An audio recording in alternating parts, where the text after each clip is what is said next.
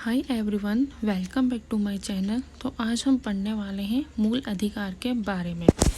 तो चलिए आज मैं आपको सबसे इजी तरीके से मूल अधिकार के बारे में पढ़ाती हूँ।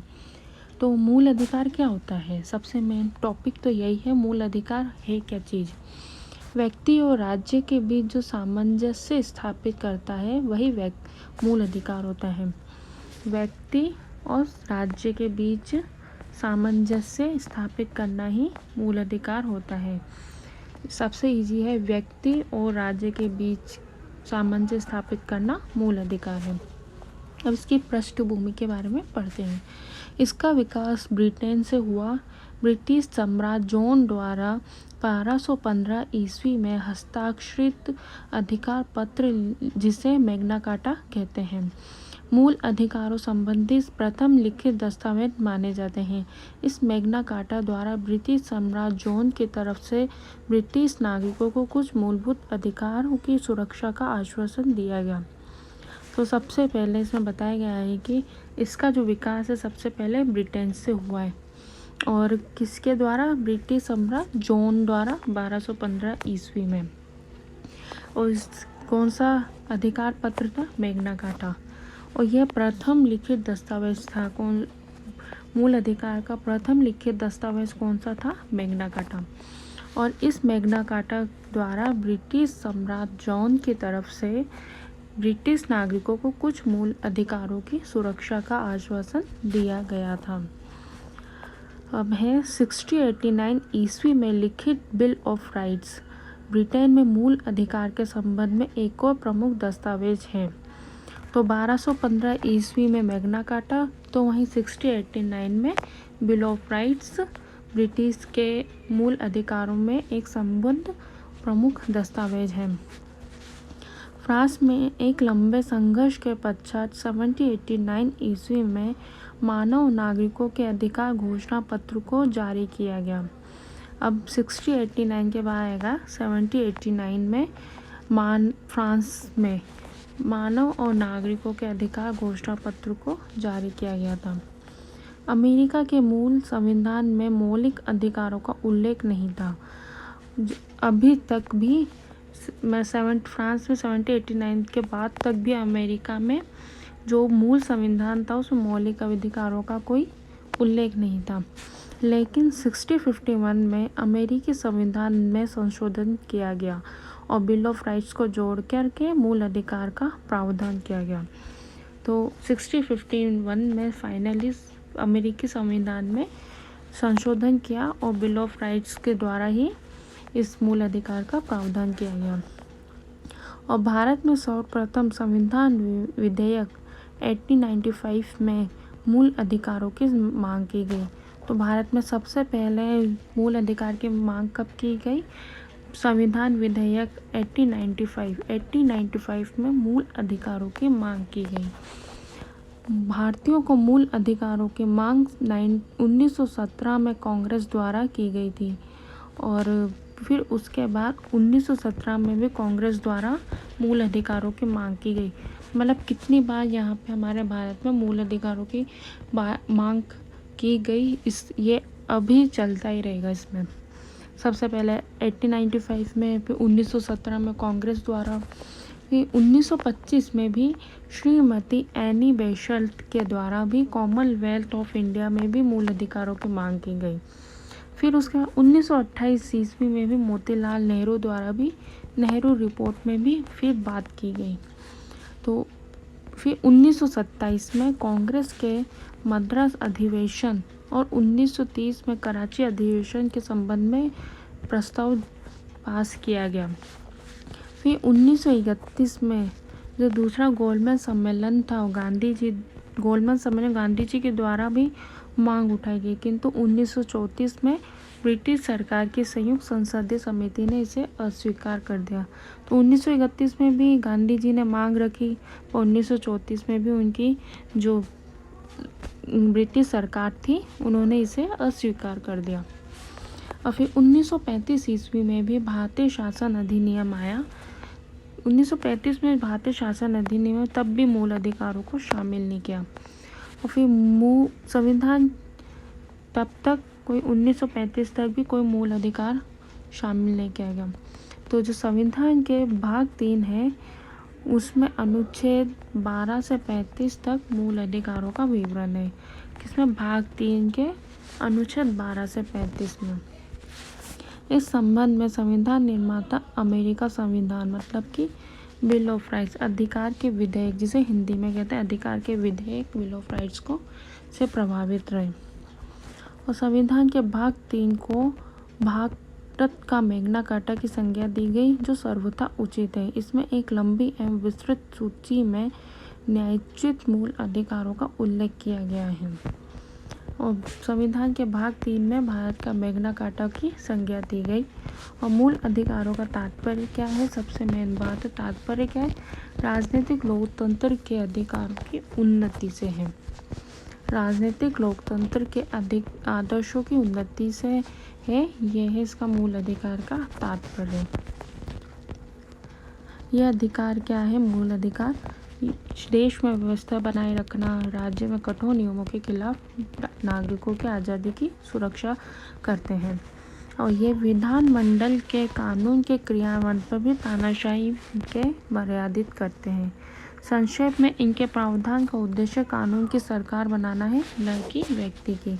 इसमें सिर्फ कानून की ही सरकार है, न कि व्यक्तियों की सरकार है। मूल अधिकार का यह नाम इसलिए दिया गया क्योंकि इसमें संविधान द्वारा गारंटी और सुरक्षा प्रदान की जाती है, जो राष्ट्र कानून का मूल सिद्धांत है। ये मूल इसलिए भी है क्योंकि इसमें चौमुखी विकास होता है। व्यक्ति के चौमुखी विकास कौन कौन सा? भौतिक, बौद्धिक, नैतिक एवं आध्यात्मिक है। अब सब मूल रूप से संविधान कितने हैं? 7 है। समता का अधिकार, स्वतंत्रता का अधिकार, शोषण के विरोध अधिकार, धर्म की स्वतंत्रता का अधिकार, संस्कृति और शिक्षा संबंधी अधिकार, संपत्ति का अधिकार और है संवैधानिक उपचारों का अधिकार। पूरे जो 12 से 35 है उसमें समता का अधिकार है, स्वतंत्रता का अधिकार है, शोषण के विरुद्ध अधिकार है, धर्म की स्वतंत्रता का अधिकार है, संस्कृति और शिक्षा संबंधी अधिकार है और संपत्ति का अधिकार और संवैधानिक उपचारों का अधिकार।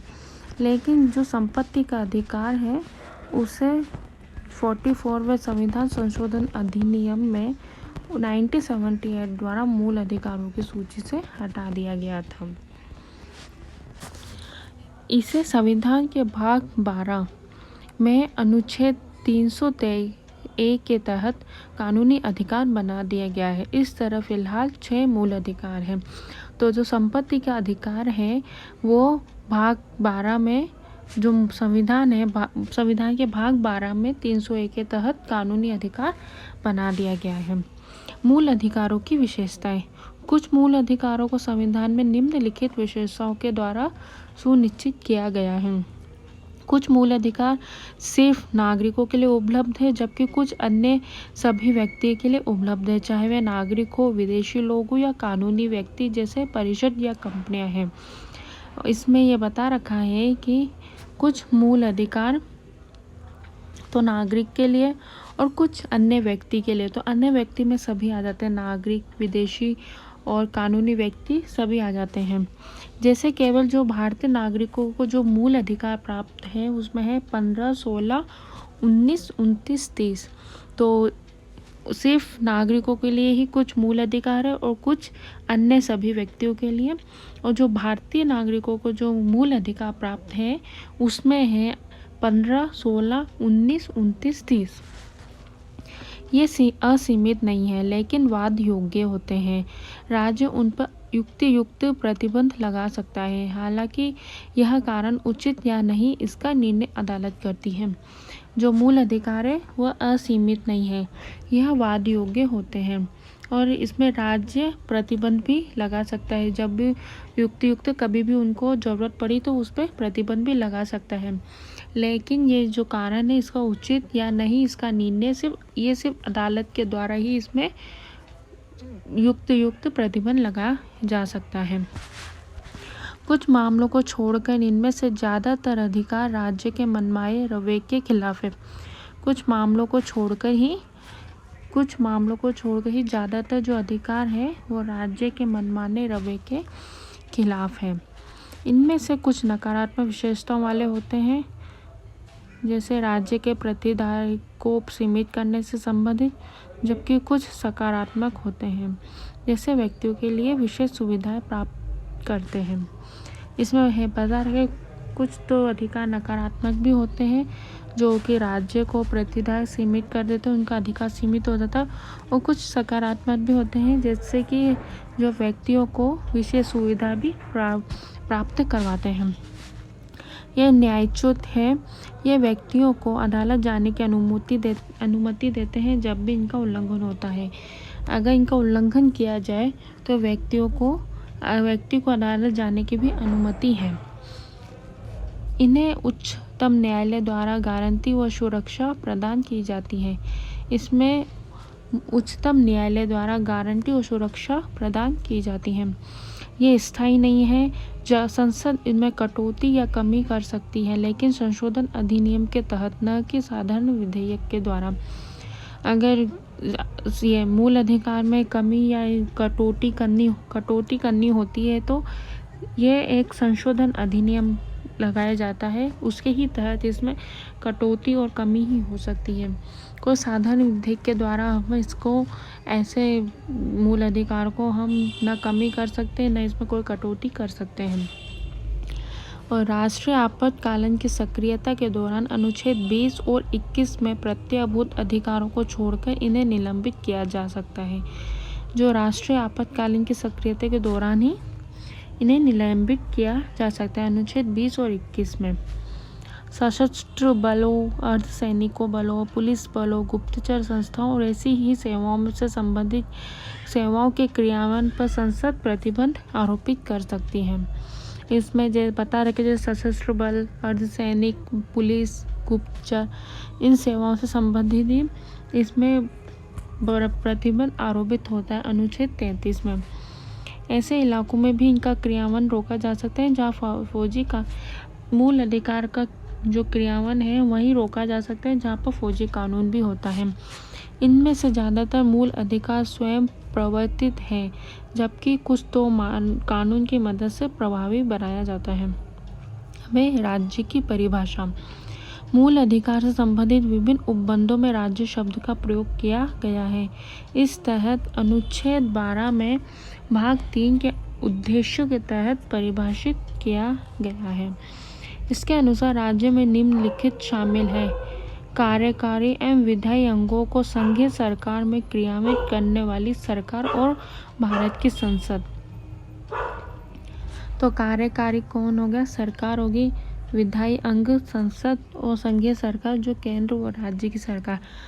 इसमें सरकार और संसद की जो केंद्र व राज्य की सरकार को क्रियान्वित करने वाली सरकार और भारत की संसद, अनुच्छेद 12 में। राज्य सरकार के विधायी अंगों को प्रभावी करने वाली सरकार और राज्य विधानमंडल।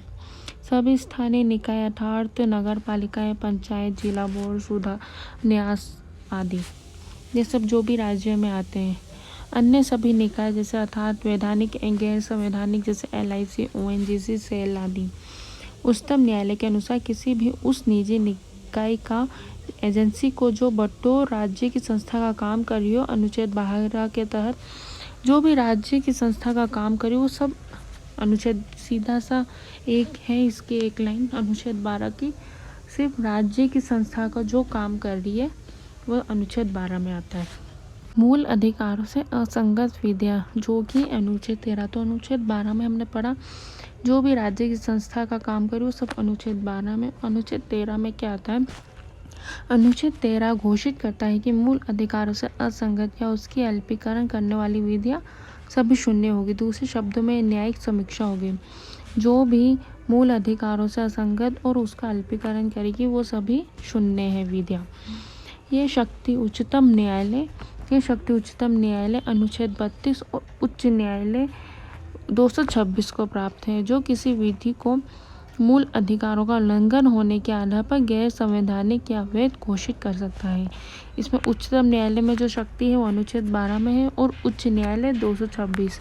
तो जो भी मूल अधिकारों का उल्लंघन करेगा वो उसको गैर संवैधानिक या अवैध घोषित कर दिया जाएगा। संविधान संशोधन और विधि की परिभाषा। अनुच्छेद 13 ये भी घोषित करता है कि संविधान संशोधन कोई विधि नहीं है, इसलिए इसे चुनौती नहीं दी जा सकती। यद्यपि उच्चतम न्यायालय ने केशवानंद भारती मामला 1973 में कहा कि मूल अधिकारों के हनन के आधार पर संविधान संशोधन को चुनौती दी सकती है। इसमें है कि अगर संविधान संशोधन कोई एक तरह मतलब कोई एक विधि नहीं है, इसको कभी चुनौती नहीं दी जा सकती। लेकिन एक मामला आया था 1973 में, केशवानंद भारती मामला, उसमें मूल अधिकारों के हनन के आधार पर संविधान संशोधन को चुनौती दी जा सकती है। यदि कोई संविधान संशोधन के मूल ढांचे के खिलाफ हो तो उसे अवैध घोषित कर दिया जाएगा। तो सीधा सीधा ये है अनुच्छेद 12 में कि जो भी मूल अधिकारों का उल्लंघन करेगा या उसका अल्पीकरण करने, जो भी विधि अल्पीकरण करेगा, उसे असंगत व्यवहार करेगा, तो वो सब विधियाँ शून्य है। संविधान संशोधन और विधि की परिभाषा। अनुच्छेद 13 यह भी घोषित करता है कि संविधान संशोधन कोई विधि नहीं है, इसलिए उसे चुनौती नहीं दी जा सकती। यद्यपि उच्चतम न्यायालय ने केशवानंद भारती मामला 1973 में कहा कि मूल अधिकारों के हनन के आधार पर संविधान संशोधन को चुनौती दी जा सकती है। यदि कोई संविधान संशोधन के मूल ढांचे के खिलाफ हो तो उसे अवैध घोषित किया जाता है। इसमें बता रखा है कि जो अनुच्छेद 13 है उसमें संविधान संशोधन कोई विधि नहीं होती है और इसे कोई चुनौती नहीं दी जा सकती है। लेकिन एक मामला आया था 1973 में, केशवानंद भारती मामले में मूल अधिकारों का जब उसमें हनन हुआ था तो उसमें संविधान संशोधन को चुनौती दी गई थी। यदि कोई संविधान संशोधन के मूल के खिलाफ है, यदि कोई संविधान संशोधन के मूल का जो ढांचे के खिलाफ है, मतलब उसका हनन करता है, तो उसे अवैध घोषित कर दिया जाता है। अब है समता का अधिकार। अनुच्छेद 14 से 18 हमारे जो 6 अधिकार थे उसमें पहला है समता का अधिकार और यह है अनुच्छेद 14 से 18 में। इसमें अनुच्छेद 14 है विधि के समक्ष समता और विधियों का समान संरक्षण। अनुच्छेद 15 धर्म, मूलवंश, लिंग और जन्म स्थान के आधार पर विभेद पर प्रतिषेध। और अनुच्छेद 16 लोक नियोजन के विषय में अवसर की समता। 18 अनुच्छेद 17 अस्पृश्यता का अंत और उसका आचरण निषेध। अनुच्छेद 18 सेना विधि संबंधी सम्मान के सिवाय सभी उपाधियों पर रोक। अब पहला था समता का अधिकार 14 से 18, अब दूसरा है स्वतंत्रता का अधिकार 19 से 22। 19 में है 6 अधिकारों की सुरक्षा दी गई है। वाक्य, अभिव्यक्ति, सम्मेलन, संघ, संचरण, निवास और वृत्ति व्यवसाय के। अब है अनुच्छेद 20 अपराधों के लिए दोष सिद्धि के संबंध में संरक्षण। अनुच्छेद 21 प्राण एवं दैहिक स्वतंत्रता का अधिकार का संरक्षण। प्रारंभिक शिक्षा का अधिकार। अनुच्छेद 21 का ये है प्रारंभिक शिक्षा का अधिकार और अनुच्छेद 21 प्राण एवं दैहिक स्वतंत्रता का संरक्षण। अब है 22 कुछ दशाओं में गिरफ्तारी और निरोध से संरक्षण। अब तीसरा है समता का अधिकार हो गया, पहला स्वतंत्रता का अधिकार, दूसरा हो गया, अब तीसरा है शोषण के विरुद्ध अधिकार 23-24। अनुच्छेद 23 में आता है बाल श्रम का प्रतिषेध और अनुच्छेद 24 कारखानों आदि में बच्चों के नियोजन का प्रतिषेध। फोर्थ है धर्म की स्वतंत्रता का अधिकार, अनुच्छेद 25 से 28। अनुच्छेद 25 में है अंतःकरण की और धर्म के अबाध रूप से मानने, आचरण और प्रचार करने की स्वतंत्रता।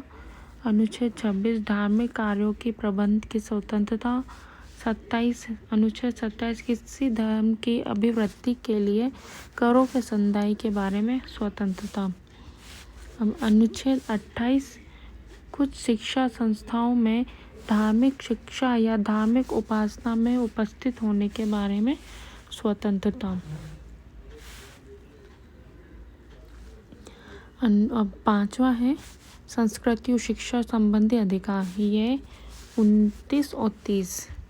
29 है अल्पसंख्यकों की भाषा, लिपि और संस्कृति की सुरक्षा, अनुच्छेद 29। शिक्षा संस्थाओं की स्थापना और प्रशासन करने का अल्पसंख्यक वर्गों का अधिकार, अनुच्छेद 30। अब लास्ट है संवैधानिक उपचारों का अधिकार, अनुच्छेद 32।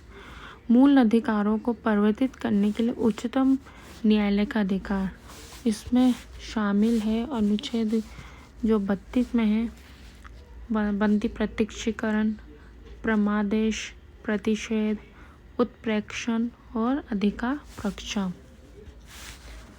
तो हमने जो पहला पढ़ा था समता का अधिकार, तो उसमें थे 14 से 18 अनुच्छेद। तो अनुच्छेद 14 में है विधि के समक्ष समता और विधियों का समान संरक्षण। तो विधि किसे बोला गया है? कानून को, और समक्ष समान। अनुच्छेद 14 में कहा गया है कि राज्य भारत के राज्य क्षेत्र में किसी व्यक्ति को विधि के समक्ष समता या समता से विधियों के समान संरक्षण से वंचित नहीं करेगा। इसमें कहा गया है कि अनुच्छेद 14 में राज्य भारत के किसी भी राज्य क्षेत्र में जो भी व्यक्ति हैं उनको किसी भी विधि मतलब कि कानून के समान ही समझेगा और उसको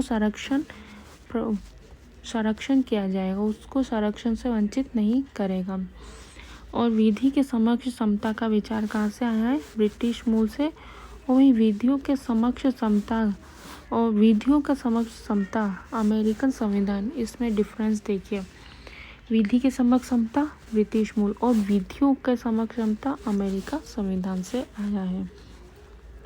विधि के समक्ष समता किसी व्यक्ति के पक्ष में विशिष्ट विशेषाधिकारों की अनुपस्थिति। तो विधि के समक्ष क्षमता जो है इसमें बता रखा है कि जो विशिष्ट किसी व्यक्ति के पक्ष में विशिष्ट विशेषाधिकार की अनुपस्थिति होती है। साधारण विधि या साधारण विधि न्यायालय के अधीन सभी व्यक्ति के लिए समान व्यवहार है। इसमें यह है कि न्यायालय में जो भी कानून होगा, जो भी कानून है वो सभी व्यक्ति के लिए समान व्यवहार करेगा न्यायालय। कोई व्यक्ति अमीर गरीब ऊंचा नीचा अधिकारी गैर अधिकारी विधि के ऊपर नहीं है। इसमें यह है कि चाहे अमीर हो चाहे गरीब हो चाहे ऊंचा नीचा अधिकारी हो या गैर अधिकारी हो, कोई भी कानून से ऊपर नहीं है। मतलब कि जो कानून है वो सभी व्यक्ति के लिए समान है। इसमें विधि के समक्ष समता में ये बता रखा है। और विधि के समक्ष समता कहाँ से लिया गया है? ब्रिटिश मूल से। अब है विधियों का समान संरक्षण। विधियों द्वारा प्रदत्त विशेषाधिकारों और अध्यारोपित दायित्वों दोनों के समान परिस्थितियों के अंतर्गत समान व्यवहार है। विधियों के जो विशेषाधिकार है और दोनों के समान परिस्थितियों के अंदर समान व्यवहार है। समान विधि के अंतर्गत सभी व्यक्तियों के लिए समान नियम है। जो समान कानून है उसमें सभी व्यक्तियों के लिए समान नियम है। मतलब कि सबके लिए, सब व्यक्ति के लिए कानून का एक समान ही नियम है। बिना भेदभाव के सम्मान के साथ समान व्यवहार होना चाहिए। मतलब सभी व्यक्ति के साथ समान व्यवहार होना चाहिए। और विधि के समक्ष समता नकारात्मक संदर्भ में है, जबकि विधियों का समान संरक्षण एक सकारात्मक संदर्भ में बताया गया है। हालांकि दोनों का उद्देश्य विधि, अवसर और न्याय की समानता सुनिश्चित करता है। वैसे विधि के समक्ष समता और विधि का समान संरक्षण दोनों ही में बता रखा है कि विधि सभी व्यक्तियों के लिए समान है। मतलब कि कानून सभी व्यक्ति के लिए समान है, कोई इसके ऊपर नहीं है कानून के ऊपर, और सभी से समान व्यवहार किया जाएगा। तो ये हो गया हमारा अनुच्छेद 13। अब है अनुच्छेद 14 और उच्चतम न्यायालय। जो इसमें बता रखा है अनुच्छेद 14 में विधि के समक्ष समता और विधियों का समान संरक्षण। तो अब है अनुच्छेद 14 और उच्चतम न्यायालय में क्या व्यवस्था दी गई है। उच्चतम न्यायालय ने व्यवस्था दी है कि जहां समान और असमान के बीच अलग अलग व्यवहार होता है वहां अनुच्छेद 14 लागू नहीं होता है। इसमें यह है कि जहां समान और असमान के बीच व्यवहार किया जाएगा अलग अलग, वहां अनुच्छेद 14 नहीं होता है। मतलब उच्चतम न्यायालय ने व्यवस्था दी गई है अनुच्छेद 14 में विधि के समक्ष समता और विधियों का समान संरक्षण में। यद्यपि अनुच्छेद 14 श्रेणी विधान को अस्वीकृत करता है, किंतु साथ ही विधि द्वारा व्यक्ति, वस्तुओं और लेनदेन के तर्क संगत वर्गीकरण को स्वीकृत करता है। यद्यपि अनुच्छेद 14 जो है वो श्रेणी विधान को अस्वीकृत करता है, किंतु साथ ही विधि द्वारा व्यक्ति, वस्तुओं, लेनदेन के तर्कों असंगत वर्गीकरण जो तर्क संगत वर्गीकरण है उसे स्वीकृत करता है और श्रेणी विधान को अस्वीकृत करता है। किंतु यह वर्गीकरण, जो इसका वर्गीकरण होना चाहिए वो वेग शून्य होना चाहिए, बनावटी नहीं होना चाहिए, विवेकपूर्ण होना चाहिए, पृथक और तार्किक होना चाहिए। मतलब कि जो संगत वर्गीकरण है उसको स्वीकृत करता है, उसमें जो वर्गीकरण है वो कोई बनावटी नहीं होना चाहिए, विवेक शून्य नहीं होना चाहिए, पृथक और तार्किक होना चाहिए। अब इसी में बता रखा है विधि का शासन डाइसी। तो डाइसी है विधि का शासन। British न्यायवादी A.V. डाइसी का मानना है कि विधि के समक्ष क्षमता का विचार विधि के शासन के सिद्धांत का मूल तत्व है। इसमें ब्रिटिश न्यायवादी जो था A.V. डाइसी का मानना है कि विधि के समक्ष समता का जो विचार है वो विधि के शासन मतलब डाइसी का ही मूल तत्व है। इस संबंध में उन्होंने निम्न 3 अवधारणाएं प्रस्तुत की है। जो A.V. डाइसी ने 3 अवधारणाएं प्रस्तुत की है विधि के शासन में। किसी भी व्यक्ति को विधि का उल्लंघन किए जाने पर ही दंडित किया जा सकता है, अन्यथा नहीं। यदि कोई व्यक्ति कानून मतलब कि विधि मतलब कानून का उल्लंघन करता है तो उसको दंडित किया जाएगा, अन्यथा नहीं किया जाएगा। विधि को सर्वोच्चता और कोई व्यक्ति विधि से ऊपर नहीं है और संविधान व्यक्तिगत अधिकारों का परिणाम है। जो संविधान है वो व्यक्तिगत अधिकारों का परिणाम है। अब है डाइसी की जो अवधारणा और भारतीय परिप्रेक्ष्य क्या होता है। डाइसी द्वारा प्रतिपादित जो पहले 2 कारक हैं वो भारतीय व्यवस्था में लागू हो सकते हैं, तीसरा नहीं। पहला क्या है, पहले 2 कारक में सिर्फ यही है कि कोई भी विधि का अगर कोई व्यक्ति विधि का उल्लंघन करता है तो उसको दंडित किया जाएगा, और दूसरा है कि कोई भी विधि व्यक्ति से ऊपर नहीं हो। तीसरे में बता रखा है संविधान व्यक्तिगत अधिकारों का परिणाम है। बता रखा है कि क्योंकि भारत व्यवस्था में संविधान के व्यक्तिगत अधिकार का स्रोत है, न कि व्यक्तिगत अधिकार संविधान का स्रोत है। तीसरे में बता रखा है कि संविधान जो है व्यक्तिगत अधिकारों का परिणाम है, पर जो संविधान ही है वो व्यक्तिगत अधिकारों का स्रोत है संविधान, न कि व्यक्तिगत अधिकार संविधान का स्रोत है। अब इसके अपवाद क्या है। अनुच्छेद 361 के अंतर्गत भारत के राष्ट्रपति और राज्यपालों को कुछ विशेष अधिकार दे गए हैं। अनुच्छेद 14 में जो बताया गया है कि कोई भी मतलब सभी व्यक्तियों के लिए विधि समान है, सभी व्यक्तियों के लिए कानून समान है, कोई भी विधि से ऊपर नहीं है, पर इसमें कुछ अपवाद भी है 361 के अंदर। वो अपवाद राष्ट्रपति और राज्यपालों को कुछ अधिकार दिए गए हैं, कुछ विशेष अधिकार। राष्ट्रपति या राज्यपाल अपने कार्यकाल में किए गए किसी कार्य या लिए गए किसी निर्णय के प्रति देश के किसी भी न्यायालय में जवाबदेही नहीं होगा। अगर राष्ट्रपति और राज्यपाल का कार्यकाल चल रहा हो और वह अपने कार्यकाल के दौरान अगर वो किसी कार्य और किसी निर्णय जो देश के प्रति कोई कार्य किया हो या निर्णय लिया हो, वो उसको न्यायालय में कोई जवाब नहीं देना होगा। दूसरा है राष्ट्रपति राज्यपाल के विरुद्ध उसकी पदावधि के दौरान किसी न्यायालय में किसी भी प्रकार की दंडित कार्यवाही प्रारंभ या चालू नहीं की। राष्ट्रपति और राज्यपाल के जब कार्यकाल चल रहा होगा तो उनके पदावधि किसी भी न्यायालय में उनको दंडित कार्यवाही प्रारंभ नहीं की जा सकती। और तीसरा है राष्ट्रपति या राज्यपाल को पदावधि के दौरान गिरफ्तारी या कारावास के लिए न्यायालय से कोई प्रक्रिया प्रारंभ नहीं की जा सकती। उनके पदावधि के दौरान न्यायालय में कोई प्रक्रिया भी प्रारंभ नहीं की जा सकती गिरफ्तारी और कारावास की। और राष्ट्रपति और राज्यपाल पर उनके कार्यकाल के दौरान व्यक्तिगत कार्य के लिए किसी न्यायालय में कोई दीवानी मुकदमा नहीं चलाया जा सकता। और उनके व्यक्तिगत कार्य के लिए कोई दिवाली मुकदमा भी नहीं चलाया जा सकता। ये अपवाद है राष्ट्रपति और राज्यपाल के लिए अनुच्छेद 14 में। अब है अनुच्छेद 15।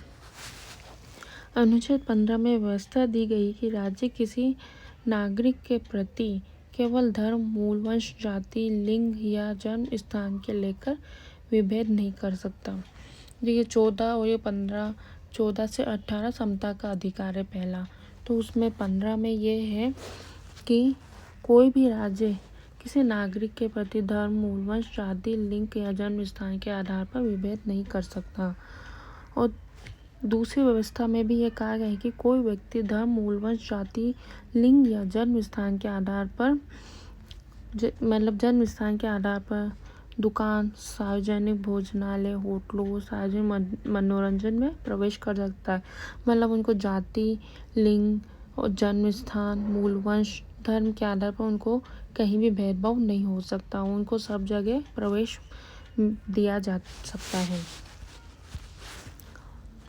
पूर्णतः या भागतः राज्य निधि से पोषित या साधारण जनता के प्रयोग के लिए समर्पित कुओं, तालाबों, स्नान घाटों, दायित्वों, निर्बंध या शर्त के अधीन नहीं होगा।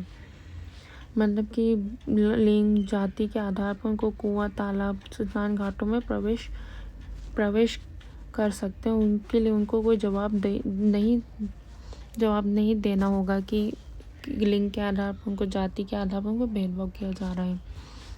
यह प्रावधान राज्य व्यक्ति दोनों के विरुद्ध विभेद का प्रतिषेध करता है, जबकि पहले प्रावधान में केवल राज्य के लिए राज्य के विरुद्ध ही प्रतिषेध का वर्णन है।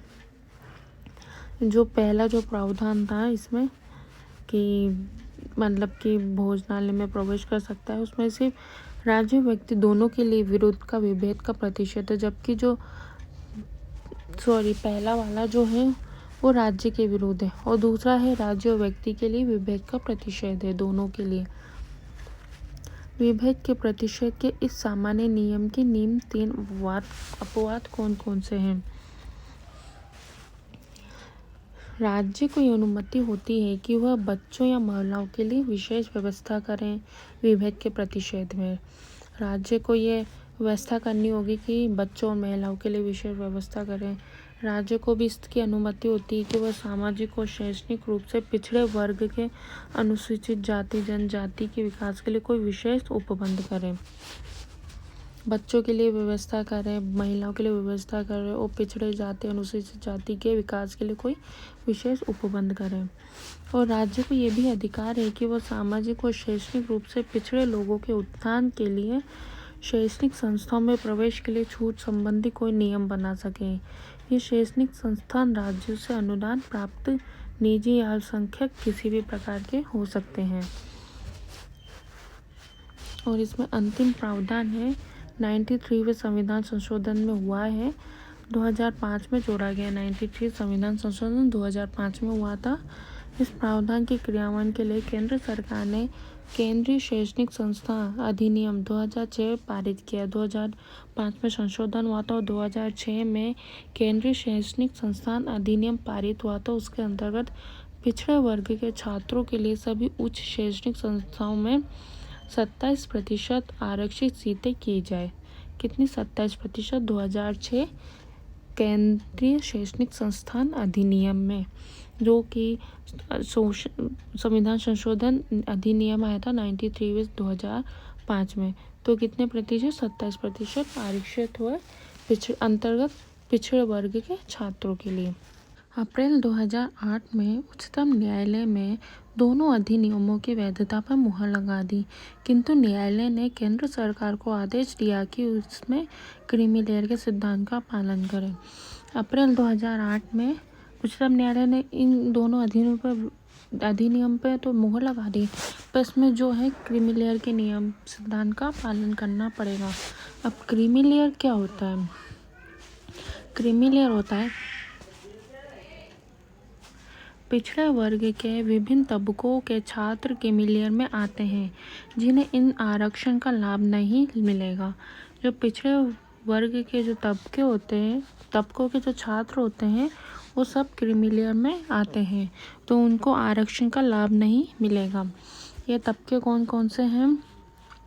संवैधानिक पद धारण करने वाले व्यक्ति, ग्रुप ए, ग्रुप बी के सेवा के क्लास सेकंड अधिकारी जो केंद्रीय या राज्य सरकारों में हैं, और डॉक्टर, अधिवक्ता, इंजीनियर, कलाकार, लेखक, सलाहकार आदि प्रकार के पेशेवर, व्यापार, वाणिज्य, उद्योग में लगे व्यक्ति, और जिन लोगों की वार्षिक आय 8 लाख रुपए से अधिक हो, जिसके पास छूट सीमा से अधिक की संपत्ति है, ये सब क्रीमी में आते हैं। इनको आरक्षण का लाभ नहीं मिलता है। अब है अनुच्छेद 16, लोक नियोजन के विषय में अवसर की समता, जो 16 है। अनुच्छेद 16 में राज्य के अधीन किसी पद का नियोजन या नियुक्ति से संबंधित विषयों में सभी नागरिकों के लिए अवसर की समता होगी। अनुच्छेद 16 में राज्य के जो अधीन होगा, जो भी पद, जो भी नियोजन होगा, जो भी चुनाव लड़ेगा लोक नियोजन के किसी भी तरह का, उन सबों के नागरिकों को अवसर की समता प्राप्त होगी। किसी भी व्यक्ति के साथ भेदभाव नहीं कर सकते अपन, धर्म, वंश, जाति, लिंग के स्थान पर भेदभाव नहीं हो सकता, और आधा पर राज्य किसी भी रोजगार और कार्यालय के लिए आरोग्य भी नहीं ठहराया जा सकता। अब है लोक नियोजन के विषय में अवसर की समता के साथ इसके 3 अपवाद जरूर है। लोक नियोजन के जो विषय में संसद किसी विशेष रोजगार के लिए निवास की शर्त आरोपित कर सकता है, इसमें जो किसी निवास की शर्त आरोपित कर सकता है।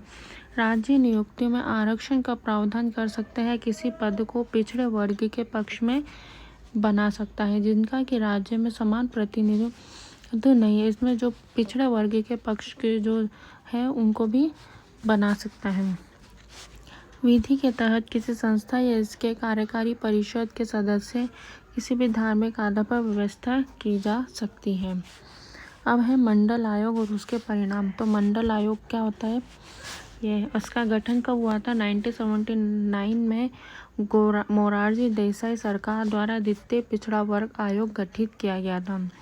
उसके अध्यक्ष कौन थे? बीपी मंडल। और इसकी रिपोर्ट कब आई थी? 1980। 1979 में मोरारजी देसाई सरकार ने गठित किया था, उसकी रिपोर्ट आई थी 1980 में। आयोग में क्या है? अन्य पिछड़े वर्ग मतलब ओबीसी के लोगों के लिए सरकारी नौकरी में 27% आरक्षण की सिफारिश की थी ये मंडल आयोग में। अब है ओबीसी के लिए आरक्षण का क्रियान्वयन।